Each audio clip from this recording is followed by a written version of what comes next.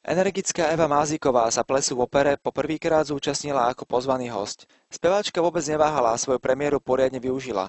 Na parkete totiž patrila k najdivokejším tanečničkám. Dala to najavo aj počas vystúpenia Richarda Millera, keď spolu s manželom ukázala, čo je pravá zábava.